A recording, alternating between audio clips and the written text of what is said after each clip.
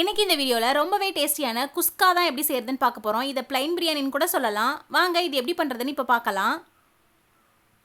நான் இங்கே ஒரு கப் பாஸ்மதி அரிசியை 2 தடவை கழுவிட்டு 1/2 மணி நேரம் ஊற வச்சு வச்சுருக்கேன். இது அப்படியே இருக்கட்டும். இப்போ ஸ்டவ் ஆன் பண்ணி ஒரு கடாய் வச்சுக்கோங்க. இதில் 2 டேபிள் ஸ்பூன் ஆயில் சேர்த்துக்கோங்க. கூடவே 1 ஸ்பூன் நெய் சேர்த்துக்கோங்க. நாம் சேர்த்த எண்ணெயும் நெய்யும் கொஞ்சம் சூடாகி வந்ததுக்கப்புறமா இதில் 2 பட்டை 3 கிராம்பு ஒரு பிரியாணி எல்லாம் சேர்த்துக்கோங்க. சேர்த்துட்டு இது நல்லா ஒரு தடவை வதக்கி விட்டுக்கோங்க. இந்த மாதிரி நல்லா வதக்கி விட்டதுக்கப்புறமா இப்போது இதில் நம்ம வெங்காயம் சேர்த்துக்கலாம். அதுக்கு நான் இங்கே 2 மீடியம் சைஸ் பெரிய வெங்காயத்தை இந்த மாதிரி நீல வாக்கில் கட் பண்ணி வச்சுருக்கேன். இப்போ இதை இதில் சேர்த்துக்கலாம். இப்போ இதை நல்லா ஒரு தடவை வதக்கி விட்டுட்டு இப்போ இந்த குஸ்காவுக்கு தேவையான உப்பு சேர்த்துக்கலாம். உப்பு சேர்த்ததுக்கப்புறமா மறுபடியும் இதை நல்லா ஒரு தடவை வதக்கி விட்டுக்கோங்க. ஸ்டவ்வை லோ ஃப்ளேம்லேயே வச்சு வதக்கி விட்டுக்கோங்க. இந்த வெங்காயம் நல்லா ஒரு கோல்டன் ப்ரௌன் கலர் ஆகி வர வரைக்கும் இது வதங்கணும். இப்போ நான் இங்கே 2 தக்காளியை இந்த மாதிரி கட் பண்ணி வச்சுருக்கேன். கூடவே 4-5 பல்லு பூண்டு 1 இன்ச் இஞ்சியை இந்த மாதிரி கட் பண்ணி வச்சுருக்கேன். கூடவே ஒரு பச்சை மிளகாயை இங்கே கிள்ளி வச்சுருக்கேன். 1/2 டீஸ்பூன் சோம்பு எடுத்து வச்சுருக்கேன். இப்போ இதை நம்ம ஒரு பேஸ்ட்டாக அரைச்சி எடுத்துகிட்டு வந்துக்கலாம். இந்த மாதிரி பேஸ்ட்டாக அரைச்சி சேர்க்கும்போது நம்மளோட குஸ்கா ரொம்பவே டேஸ்ட்டாக இருக்கும்.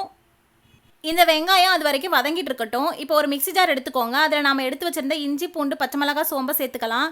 இது கூடவே ஒரு கைப்பிடி அளவு புதினா மல்லியை ஃப்ரெஷ்ஷாக சேர்த்துக்கோங்க.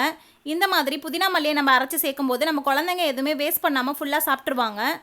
இப்போ இதை அரைச்சிட்டு அப்படியே வச்சுக்கோங்க. தண்ணி எதுவும் சேர்க்காம நல்லா அரைச்சி எடுத்துகிட்டு வந்துக்கோங்க. இது அப்படியே இருக்கட்டும். இப்போ பாருங்கள், நம்மளோட வெங்காயம் நல்லா ஒரு கோல்டன் ப்ரௌன் கலர் ஆகி வந்துருச்சு.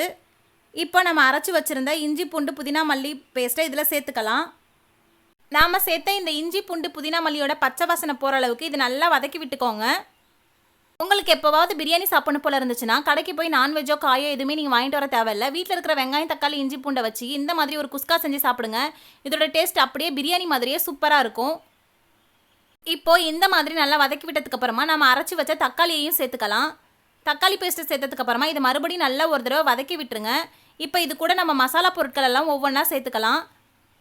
தக்காளியை உங்களுக்கு அரைச்சி சேர்க்க விருப்பம் இல்லைனா நீங்கள் கட் பண்ணிவிட்டு கூட சேர்த்துக்கலாம். இப்போ நான் இங்கே 1 டீஸ்பூன் மிளகாய் தூள், 1/4 டீஸ்பூன் மஞ்சள் தூள், 2 டீஸ்பூன் பிரியாணி மசாலா, 2 டீஸ்பூன் மல்லித்தூள் எடுத்து வச்சுருக்கேன். இப்போ இதையும் இதில் சேர்த்துக்கலாம். சேர்த்துட்டு இந்த மசாலாவோட பச்சை வாசனை போகிற அளவுக்கு இது நல்லா வதக்கி விட்டுக்கோங்க.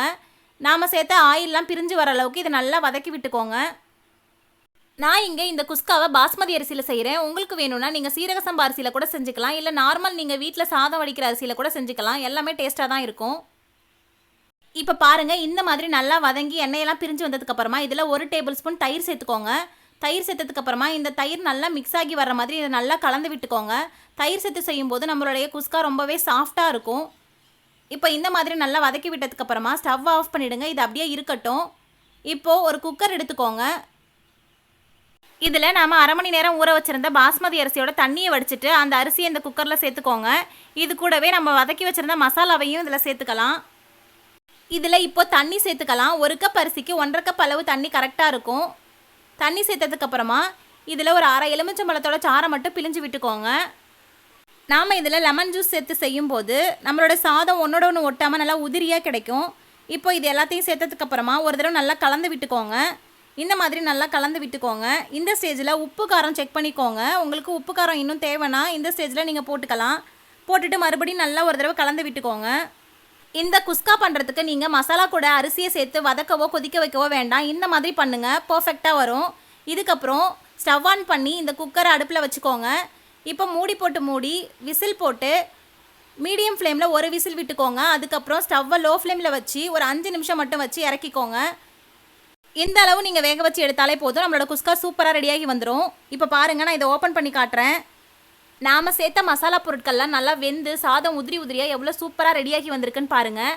அவ்வளோதான், நம்மளோட சுவையான மணமான குஸ்கா இப்போ ரெடி. இதை ஒரு பிளேட்டுக்கு மாற்றிடலாம். இதை நீங்களும் உங்கள் வீட்டில் ட்ரை பண்ணி பார்த்துட்டு எப்படி இருந்ததுன்னு மறக்காமல் கமெண்ட்டில் சொல்லுங்கள். இந்த மாதிரியான நிறைய வீடியோஸ்க்கு என்னோட சேனலை லைக் பண்ணுங்கள், ஷேர் பண்ணுங்கள், மறக்காமல் சப்ஸ்கிரைப் பண்ணுங்கள். மீண்டும் இன்னொரு சூப்பரான ரெசிபி வீடியோவில் நாம் சந்திக்கலாம்.